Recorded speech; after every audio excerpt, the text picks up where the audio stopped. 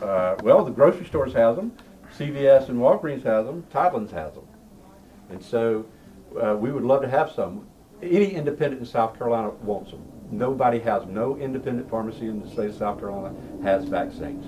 So tell us about these numbers you have here. What is this all about? Okay, so this is from the South Carolina DHEC website.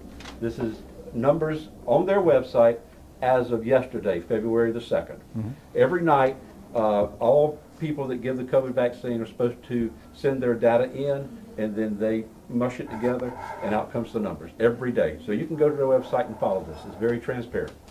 So the total doses that has been received and allocated to CVS and Walgreens for long-term care only, this is only for long-term care, your nursing home, assisted living, etc., is 203,400 vaccines.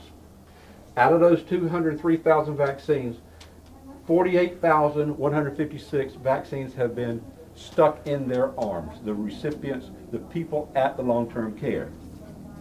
That's only 24%. 24% of the vaccines that they have had has been put in people's arms. That leaves 155,000 vaccines that has not been given. And if you want to look at these numbers, this is where you go, southcarolina.dheck.gov. You hit the home page, you click on the COVID vaccine, look at the allocations, and you'll see this down at the bottom of the chart. It also shows other vaccines like for the public, but this is just long-term care. And it states on here that on December the 28th, CVS and Walgreens began holding their vaccine clinics at these facilities the week of that week. Okay? So, let me interject this. West Virginia had finished their first round of vaccines to their long-term care by the end of December. CVS and Walgreens was just getting started. They have now finished their program in the state of West Virginia. Independent pharmacies did it. They decided not to use CVS and Walgreens. They used independent pharmacies, and that's how they got it done. So they started, as it said, on December 28th. From February 7th, from February the 2nd, 37 days of vaccinations from December 28th to that. So remember, they had given 48,156 vaccines. 37 days, simple math, they average about 1,302 vaccines a day. They still have 155,000 to give. That was that's off their website. If you do that, divide that by the average daily total, they have 119 more days before the long-term care recipients will receive their vaccine. That's 4 months. How many people is going to die before then?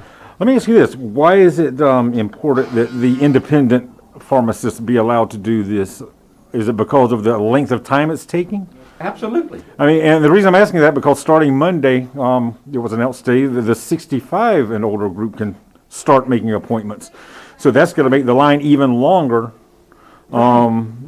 So it's probably even more important that independents be given vaccines to administer. Absolutely. What are you doing, and are you teaming up with any of the other independent pharmacists to try to join together to make something happen? Absolutely. We're with a group called CPSN, a Community Pharmacists Enhanced Service Network. It's across the nation. We're about every state in the whole United States, okay? So we have been preparing for months for this. Did they let us do anything with it? No, just specific. I think they received 8,200 vaccines, CPSN, to distribute between all the states. South Carolina did not receive any, 8,200. So we're talking Kansas and places that really needed it worse than we did, okay? So that's one thing. Paul's Island Pharmacy, they've spent $6,000 on an ultra-low freezer for vaccine, for the Pfizer vaccine. Do they have any? No. We spent $3,000 for a pharmaceutical-grade refrigerator. Do we have it? Any vaccines? No. We have 8 immunizers here. We actually had 3 of our technicians certified to give vaccines. We have 5 pharmacists to give vaccines. Do we have them? No. Why is 155,000 vaccines for long-term care people allocated just for long-term care still sitting in refrigerators, not in the people's arms? Have you contacted any lawmakers? Yes, we called Carl Anderson. He said he was going to talk to the governor the next morning This is about a week ago. Have not heard back from him. Deborah Bowers, one of our luminaries from CPSN, she's gone in front of the legislature and explained this to them. Same kind of thing. This is just atrocious. We are vaccinators. We are immunizers. That's what we do. We are very good at our job. I've been doing this over 40 years. Not just vaccinations, pharmacy, but I've been doing vaccinations for many, many years. And we do it every year. We know what we're doing. They just added 17 more CVS's in South Carolina to give vaccines. The people that are inefficient, as the numbers show, they decided to them, not the independent pharmacies. Why? The people need to go and talk to their politicians. This has to be political, unless they just want these old people to die.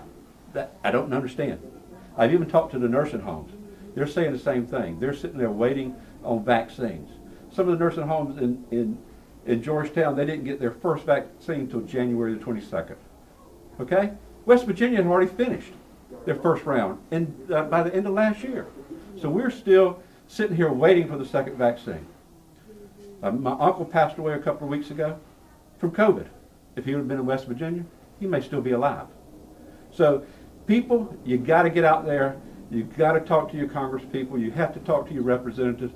Call South Carolina DHEC, ring their phones. We have to stop this. We are ready to give vaccines. There's no sense in this occurring. No sense. This is just, this is horrible. Or even go out of state and get your vaccine. Go to another state. Because this rolls out for 65 years and older. These long-term care people are going to be put on the back burner. So this is wrong. Our old people deserve better than what they're being given.